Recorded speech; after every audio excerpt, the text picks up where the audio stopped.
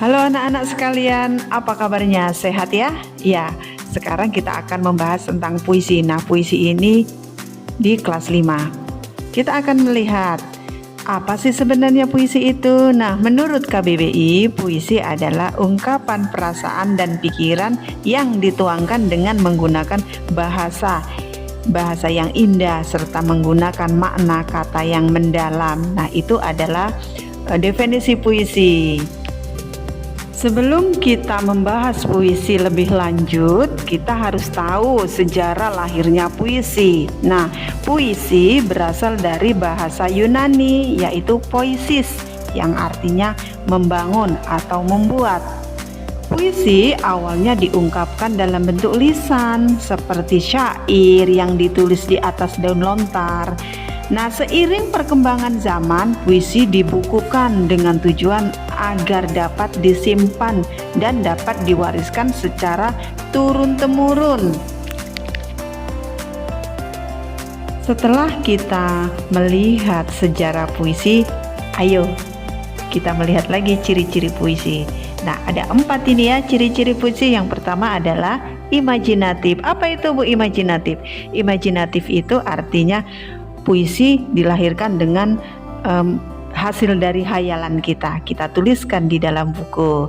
Ciri yang kedua adalah bahasanya konotatif atau kiasan. Artinya kita menggunakan puisi atau menulis puisi dengan bahasa kiasan. Contoh bahasa kiasan itu adalah pulpen saya menari-nari di atas buku. Nah, begitu. Ciri yang ketiga adalah singkat, jelas, dan padat. Jadi bahasa puisi itu singkat, jelas, padat.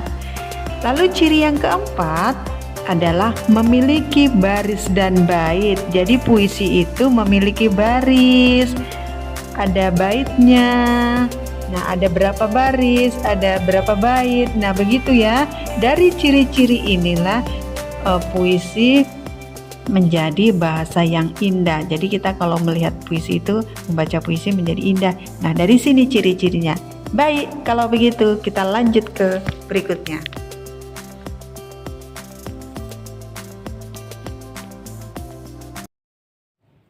Jenis puisi ada 2, yaitu puisi lama dan puisi baru. Nah, puisi lama itu apa saja sih? Yang pertama adalah pantun. Dia ada 4 baris, ada pola ABAB, dan yang kedua ada syair.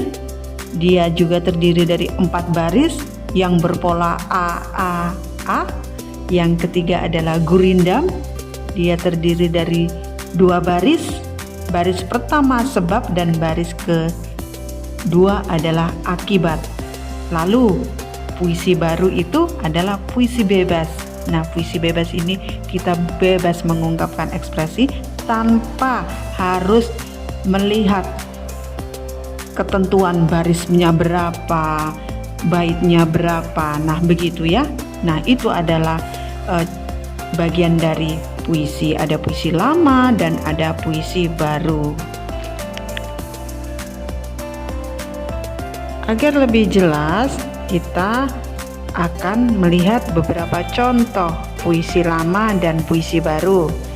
Puisi lama seperti pantun, contohnya adalah jalan-jalan ke Medan, beli bika Ambon untuk teman.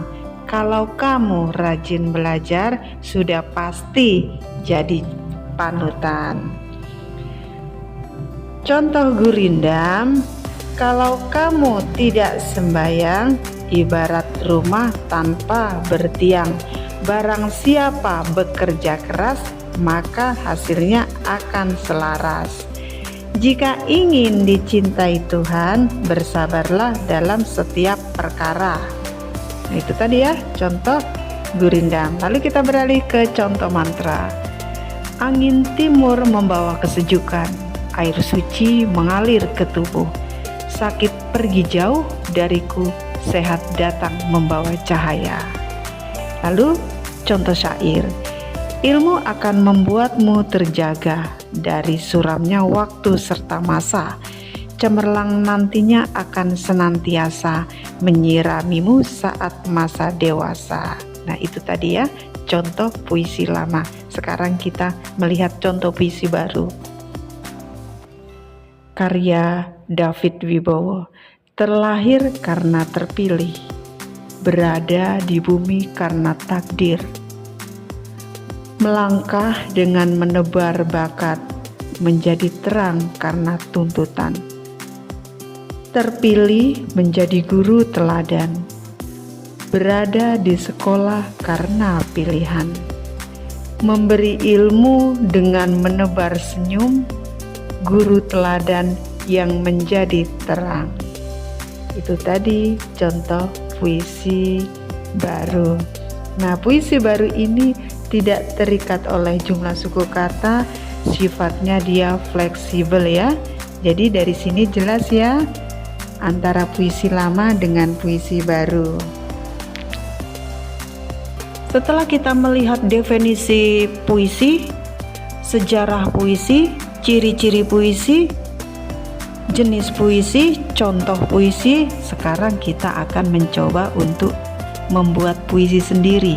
Namun ada ini pertanyaannya, bagaimana sih Bu supaya mudah membuat puisi? Nah, mari kita lihat ya. Yang pertama, kita tentukan dulu temanya. Sebelum kita membuat puisi, kita tentukan dulu temanya. Misalnya kita mau membuat puisi tentang perpisahan. Nah, lalu kita tulis puisinya. Setelah itu kita pilih judulnya. Kira-kira judul apa yang menarik ini? Supaya apa? Judul yang menarik ini supaya orang tertarik melihat atau membaca puisi kita. Lalu yang berikutnya adalah kembangkan idenya. Nah, setelah kita tulis, kita kembangkan lagi ide-ide yang hebat ini yang ada di imajinasi kita. Lalu gunakan diksi atau majas supaya puisi itu lebih indah. Bisa dia majas hiperbola atau majas personifikasi, seolah-olah tumbuh-tumbuhan itu seperti manusia, atau kita menggunakan gaya bahasa yang lainnya. Setelah itu kita revisi atau kita periksa kembali. Mana saja kalimat-kalimat yang tidak cocok kita buang, atau mana saja kalimat yang harus kita perbaiki. Nah, begitu ya. Kita juga perlu tahu unsur apa saja sih yang bisa membangun puisi. Nah, itu ada dua unsur. Yang pertama adalah unsur intrinsik, yang kedua adalah unsur ekstrinsik. Lalu apa itu Bu unsur intrinsik?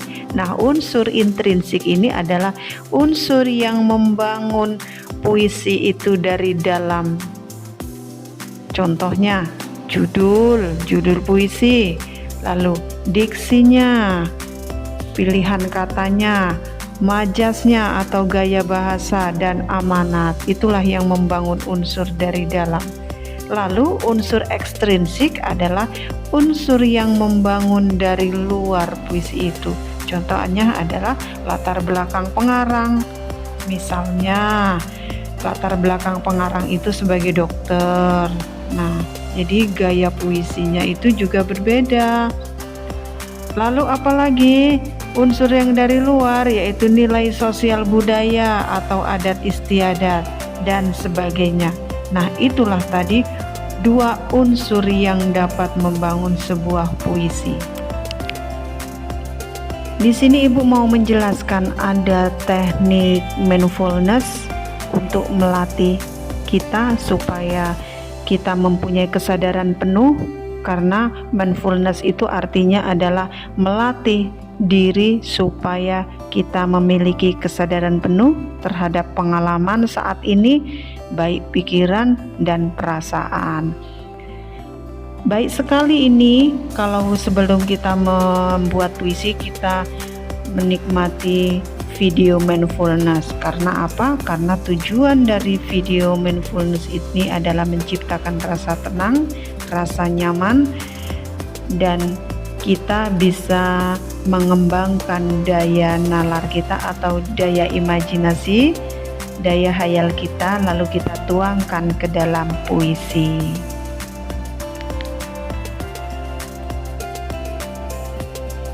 Demikian materi kita tentang puisi. Semoga bermanfaat.